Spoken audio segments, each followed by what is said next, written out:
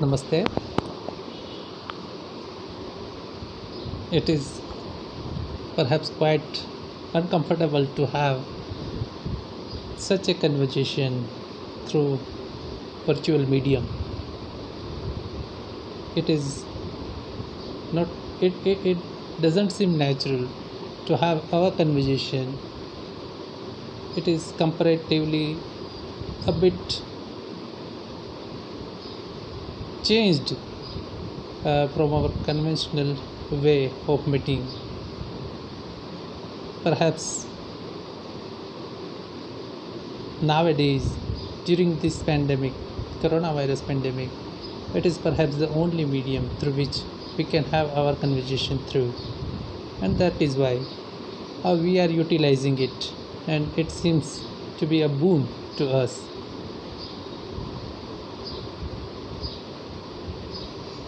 The life has to go on.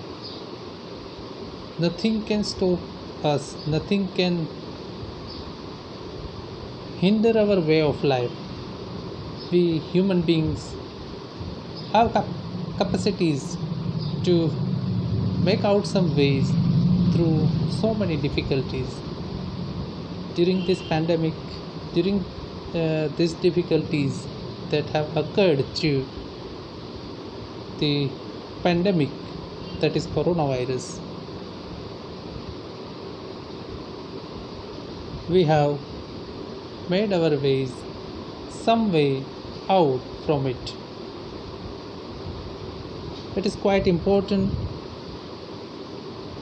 to lead our normal life. Now it seems that new normals have been introduced to our life. We have to follow that. We have to have those new normals to be accepted normally. We wish we shall have our own normal life which we have enjoyed before maybe few months. We wish for the normalcy that was prevailing earlier, to the Almighty that we shall have those normalcies in a near future. Now, since life has to go on, we have adapted a virtual medium through which we can have our conversation through with students, with teachers, with relatives, and with perhaps everyone. And that is why perhaps the government of Gujarat has chosen this virtual medium to meet students, to guide them, to impart education to them, and everything which is necessary. If in person if it is not possible, then we can have this medium through which we can lead our students, we can have our students to be guided, and it would help a lot in their way of studies, in their way of life, and it will also help them emotionally to pursue their studies further. Uh, we are quite hopeful that we shall have our normal classes, we shall have our daily conversation in the classes that we had in the past, but till then we have this medium through which we are having our lectures, our guidance, everything will be imparted through. Now I welcome particularly those TY students, those who are in their semester 5.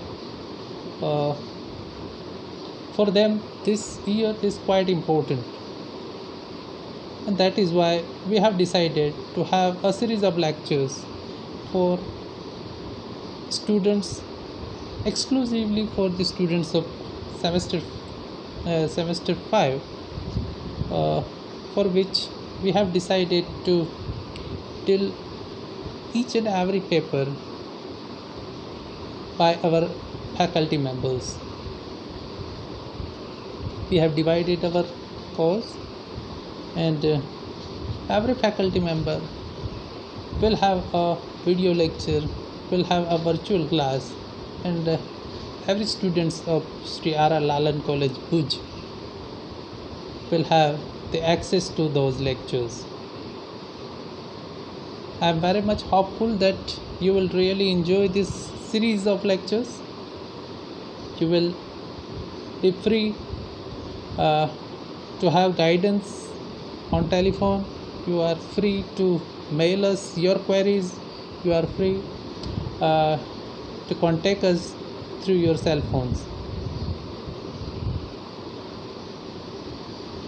Now I would like to welcome all the semester 5th students in this series of lectures. I am going to take your paper, that is CEEN 512. This paper is exclusively for core elective students of English. TY students of Sri R.R. Lalan College, Bhuj, and this paper is offered by Shyamji Krishna Verma, Kutch University. So the subject code is CEEN 512. The course title of the paper is Indian Writing in English, and it is particularly for the pre-independence period. So we are going to deal with this paper, which is Indian Writing in English, and the period is before the independence. We have divided this paper. In fact, it is a paper that is Indian Writing in English. It should come as a paper Indian Writing in English, but since we have semester system, we have divided this paper into two parts, that is pre-independence period and post-independence period. In your semester 6th, you will have a post-independence period, and the name would be the Indian Writing in English post-independence period. Here we are going to deal with pre-independence period, and we are dealing with Indian writing before the independence. We shall have certain kind of objectives why pre-independent period is important. We shall have certain kind of notion that why pre-independent period is important, and how Indian writing in English progressed during this pre-independence period. In this paper, we shall have 3 units. The first unit, that is, in first unit we have 2 sections, that is A and B. In first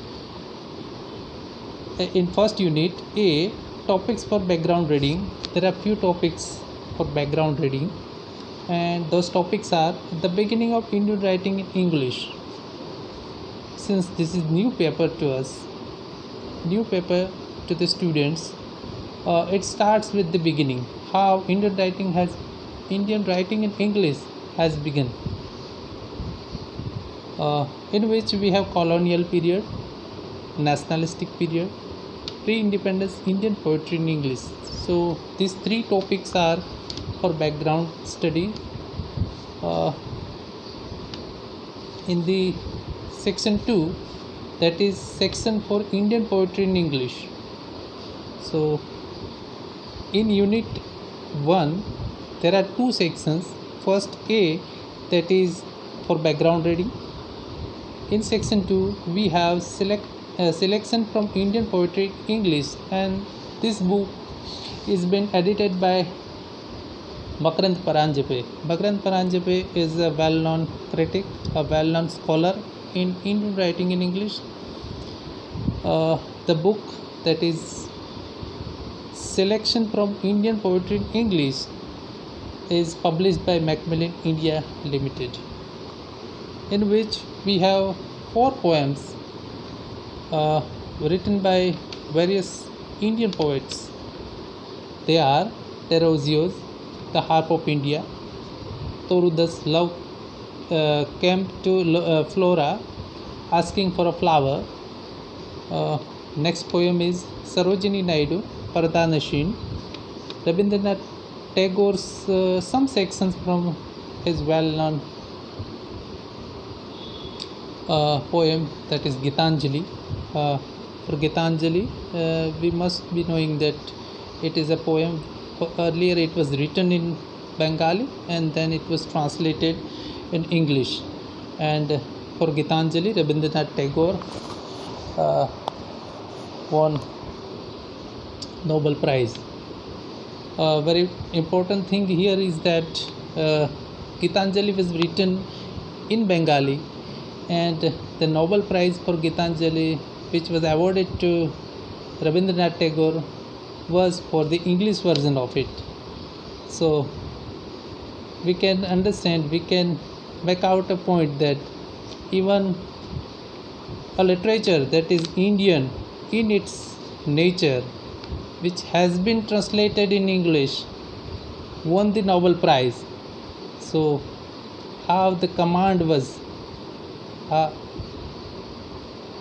what kind of command over the language is exposed, is performed.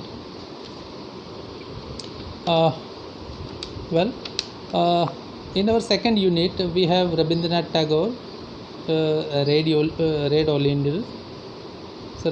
Oleanders. In unit 3 we have R.K. Narayan. R.K. Narayan comes with the Bachelor of Arts. So 3 units are there, and apart from all this we have a recommended reading. For recommended readings we have 4 to 5 writers whose books are recommended for further reading. It is not like we have to read the entire those books which are recommended, but those books are recommended for your further knowledge, for your further reading, and it would certainly help you understand the entire paper in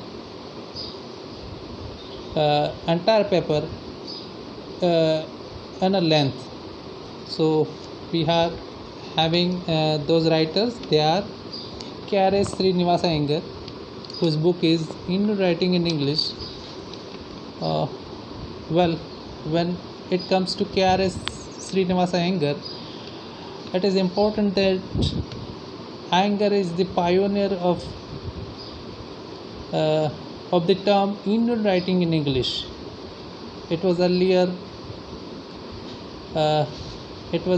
known as Indo-Anglian literature. Indo-Anglian literature, maybe it is in English, but when comes K.R.S. Srinivasa Iyengar, he used the term Indian writing in English, and now it is very much accepted across the country, across the globe. Another writer, a well-known writer and critic in English, M.K. Nayak, A History of Indian Writing in English. The book is published by Sahitya Akademi in New Delhi in 1982. So, A History of Indian Writing in English, it is also an important book to have our further knowledge, to have deep knowledge in this regard. M.K. Nayak's another book is also been there, that is Aspects of Indian Writing in English, that is published by Macmillan Delhi. So 2 books are there by M.K. Nayak.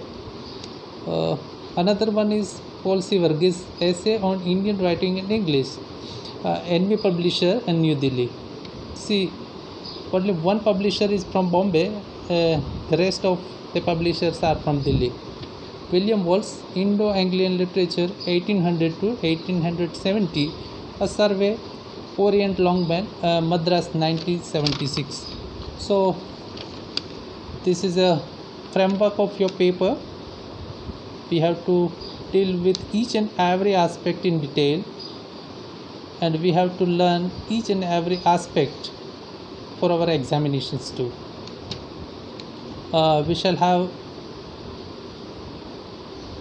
We shall have lectures on every unit, every topics in future.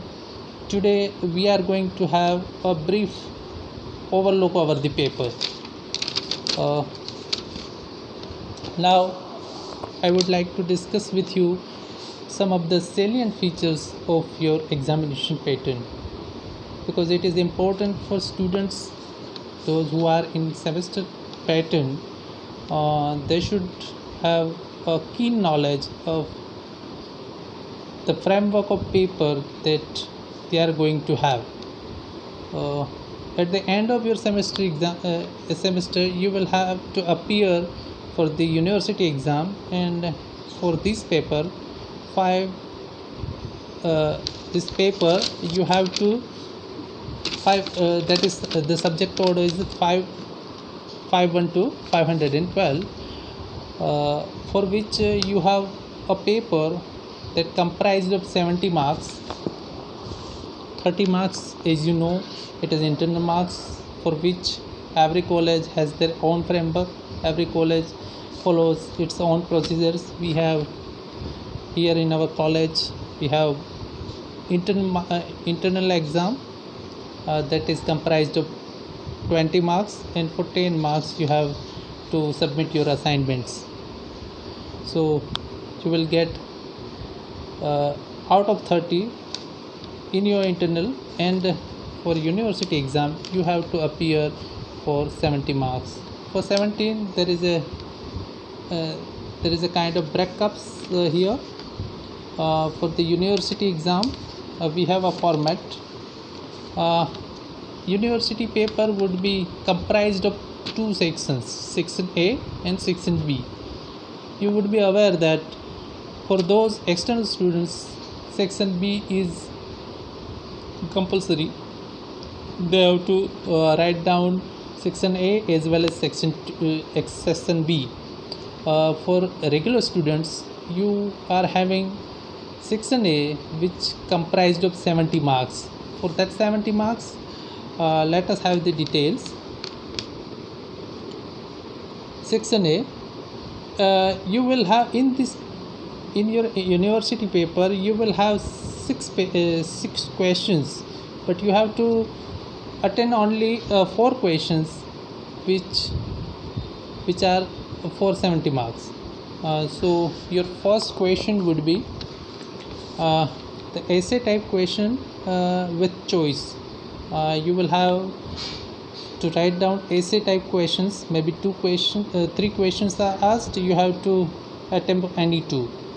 In question 2 you will have essay type question with choice, same kind of question, 20 marks. It carries 20 marks. So you have to choose any of 2 questions out of 3 or 4. You have to write it down. In your third question you shall have a short note.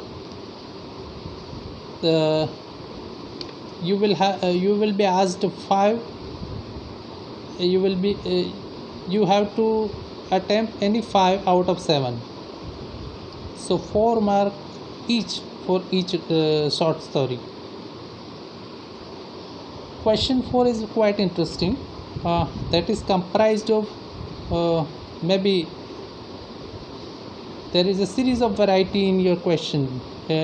Either you would be asked the question carries 10 marks, but you will be either asked very short answer type question, or maybe very short answer type question.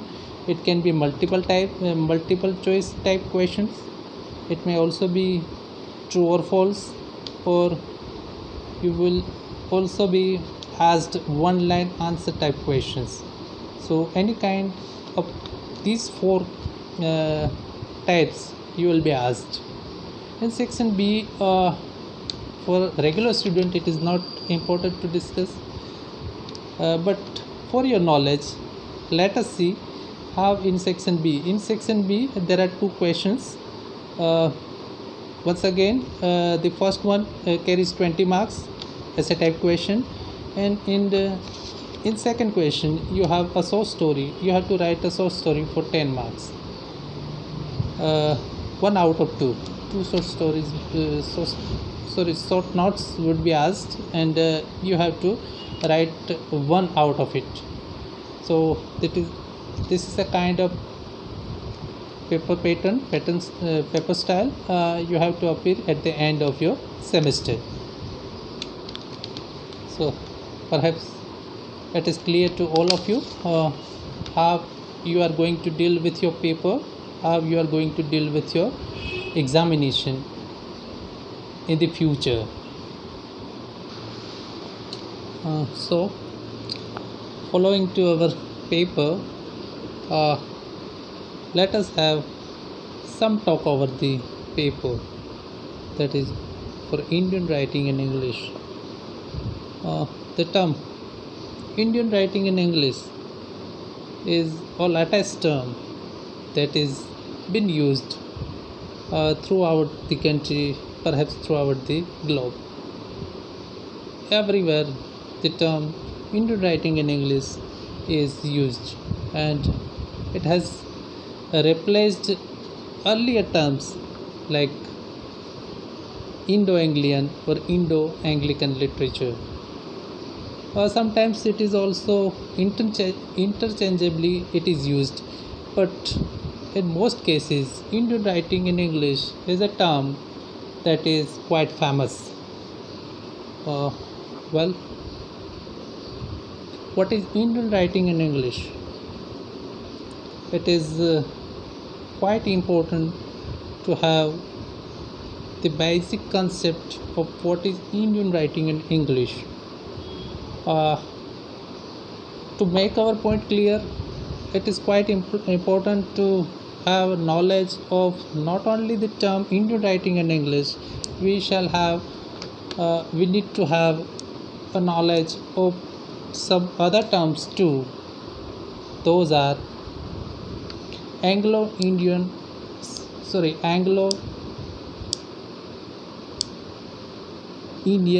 English literature or Anglo-English literature. What is Anglo-English literature? That is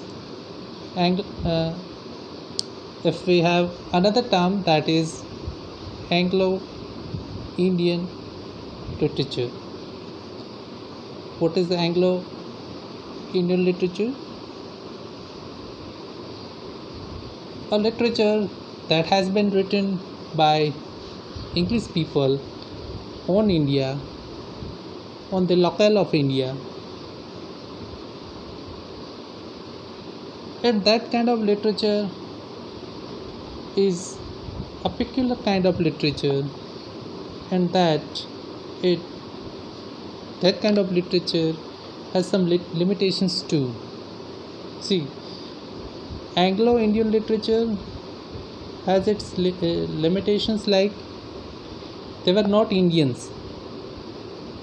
It has been written by some people who are not the native of India.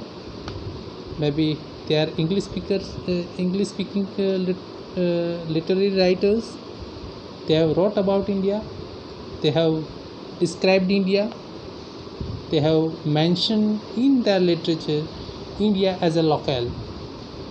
So when a person who is not the indigenous people of the territory, indigenous people of the place, he would be writing as an onlooker. Here also it happened that Anglo-Indian writers who wrote about India, they have only wrote about some sort of traditions, some sort of beliefs, customs that are not the only way of India. that was not only the setting of India. Say for instance, those Anglo-Indian writers, in their writing, they have only described snake charmers, uh, the malpractices, and which is quite derogatory in truer sense to the real spirit of India. While those who are writing about India, those who are native writers, they would certainly have the clear cut notion about the country, and there certainly the writing, there would be a huge gulf between the writers of Anglo Indians and Indo Anglians. So, today we are going to have Indo Anglian writers, we are having to deal with Indo Anglian, Indo Anglican. See, uh, Indo Anglian or Indo Anglican, both terms are the same, even it also can be interchanged with Indo writing in English, but Indo Anglian or Indo Anglican, that is a term that has some racial connotations. That is why we have replaced both the terms with Indian writing in English, and that is very much accepted across the country. That is very much accepted by critics, writers, readers, and every Indian of the country. Well, uh, if you have visit to any universities in India, across India, you will certainly find a course in Indian writing in English. It is quite popular across the country. Now, this popularity has not been a talk of overnight.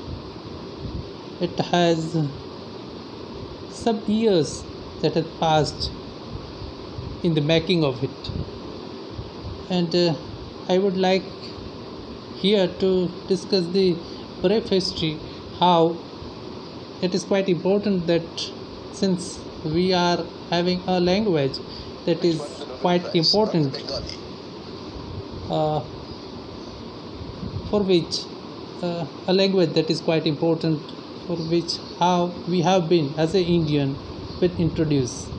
See, we have a great history.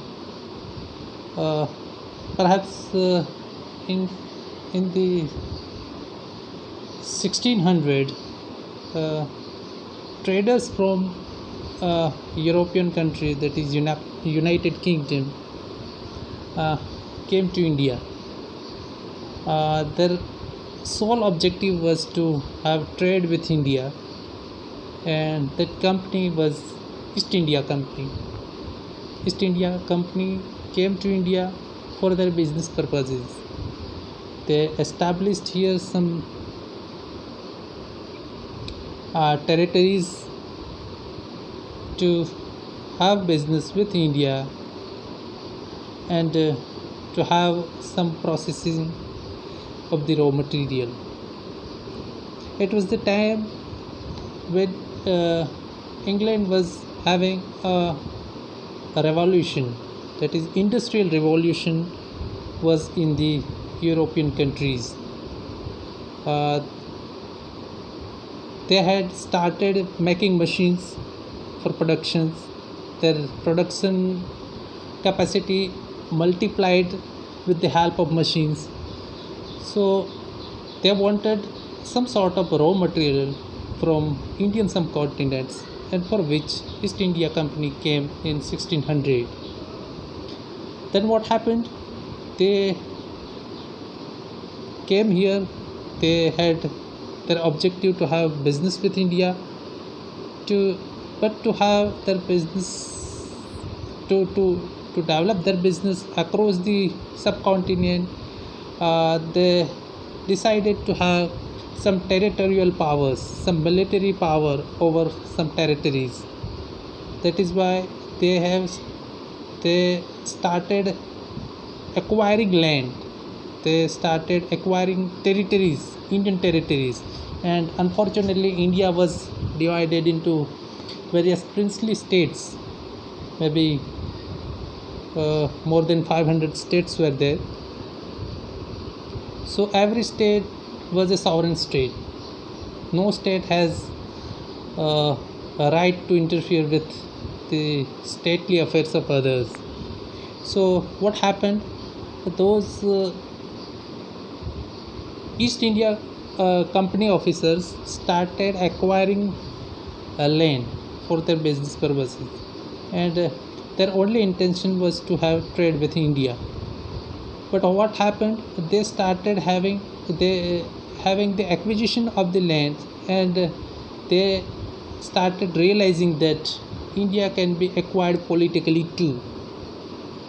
So one after the another, they started acquiring the land, the princely states, and perhaps in the 17th century or 18th century,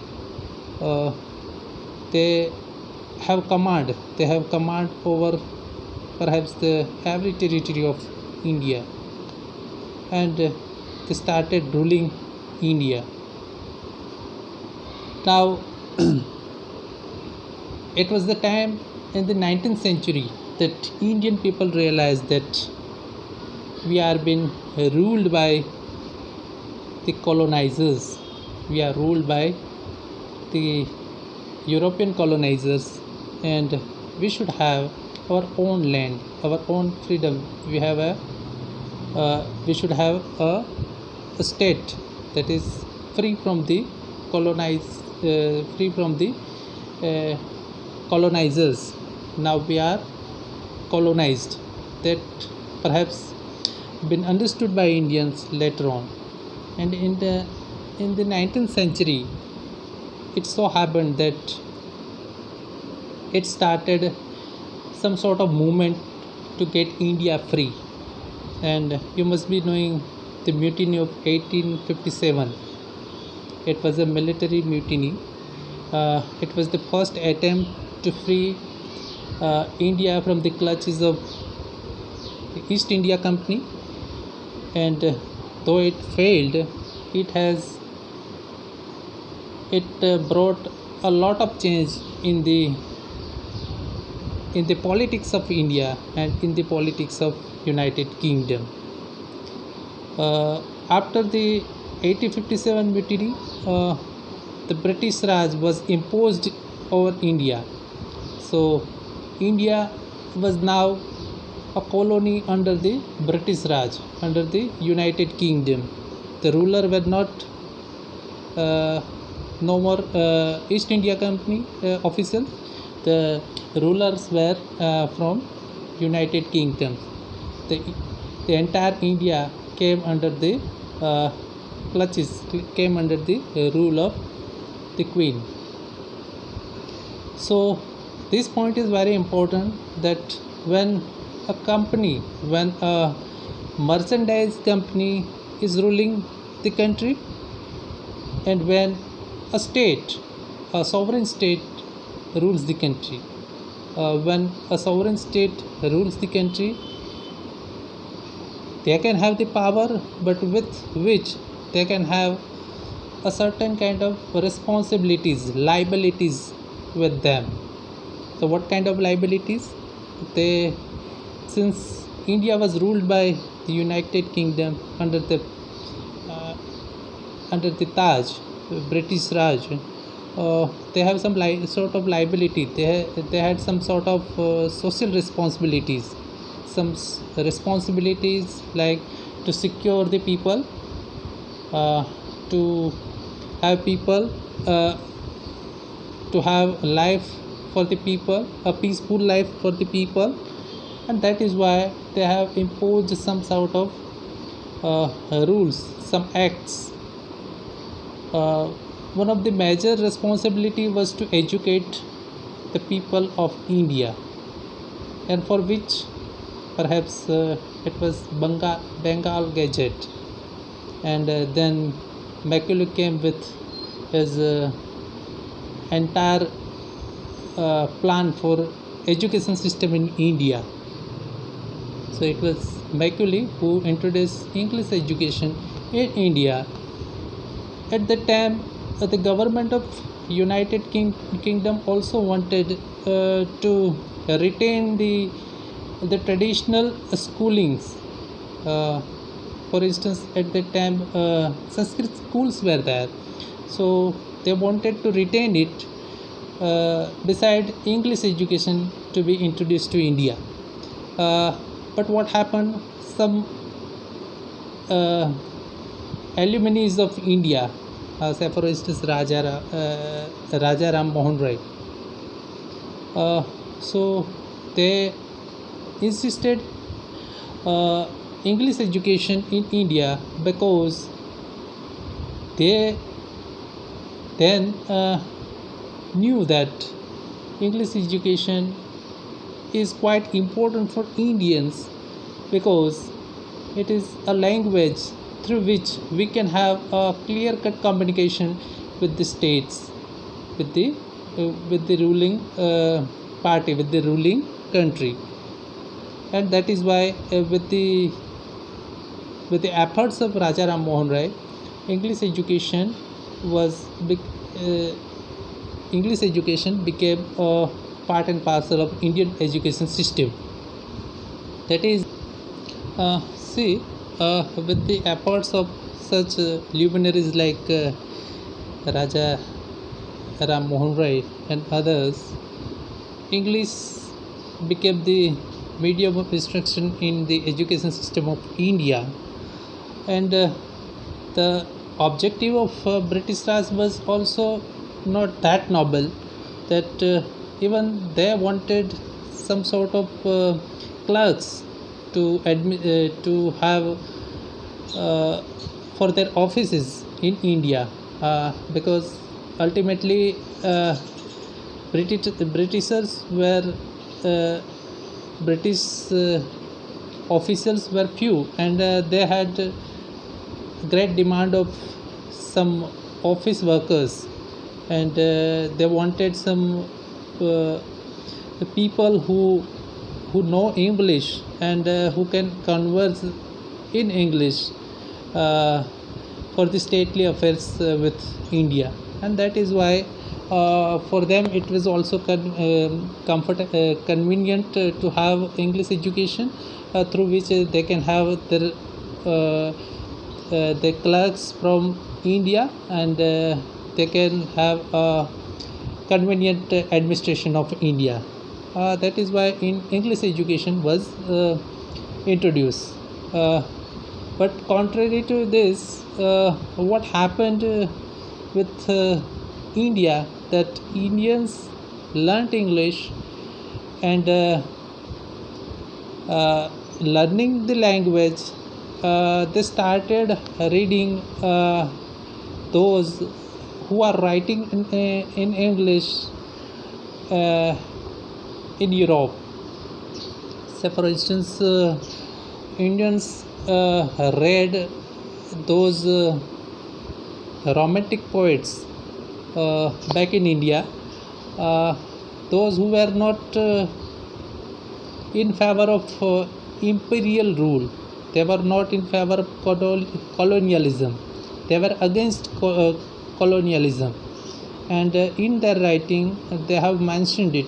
In their writing, it was reflected that colonialism is not a good practice. So, through which Indians learned that not Indians, even some of the Europeans, do not like to have imperial powers of certain territories which doesn't belong to them. So a kind of movement that started with the help of language, the movement of freedom started. uh, Indians learnt English, and by learning that, they proved that Indians are not less than those rulers. They can discuss issues, they can discuss stately affairs, they can claim their demands, they can have each and every aspect to be discussed with the states. So it was quite benefiting to Indians to learn that language, and that was a historical benefit of learning language that Indian received. So this is how, with the collective efforts uh, of some Indian illuminaries, it was the time. It was 19th century is considered to be Indian Renaissance in the history of India. Uh, it is a quite debatable issue whether India faced Renaissance during 19th century. It is collectively it is known that India, it is in general, Renaissance is not been a part of India in 19th century. India is a country where uh, there is always a kind of feeling of Renaissance since ancient time. But it is another point to be discussed. But at a great extent, Indian Renaissance is to be considered during 19th century. So such luminaries like Raja Ram Mohan Rai, Bankim Chandra Chatterjee, English education was successfully introduced to India, and through this education system, this beautiful language that is English been introduced to Indian. You must be knowing that during that period, in perhaps 1817, Hindu College was established by the efforts of then governing body of British rule. So, with the passage of time, some such colleges, uh, Hindu College was, it is established, and the first name of the college was Hindu College. Now it is considered, now it is known as a Presidency College. The name has been changed, but earlier when it was established, it was called Hindu College.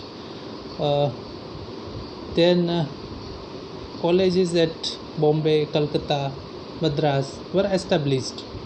So the people of India can have easy access to English education, and through which they learned and they started writing, they started reading English literature which was produced in Europe. And with the passage of time, Indian people started writing in English, and that is how English Indian writing has started. Earlier, it is quite important that earlier Indian writing in English was in translation. So pre-independence period is predominantly a period of Indian English translation. Though there were some works that were not translated, but most of the body of Indian writing in English in pre-independence period is quite full of translations.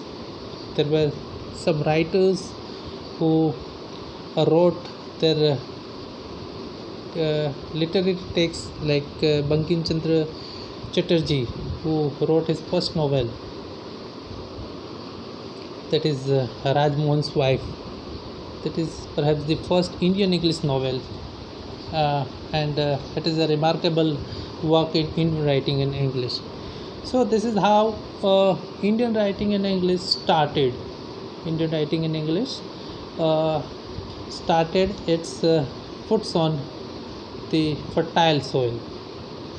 Uh, Perhaps uh, let us call it a day. In the next lecture, we will have a discussion over colonial period and nationalistic period.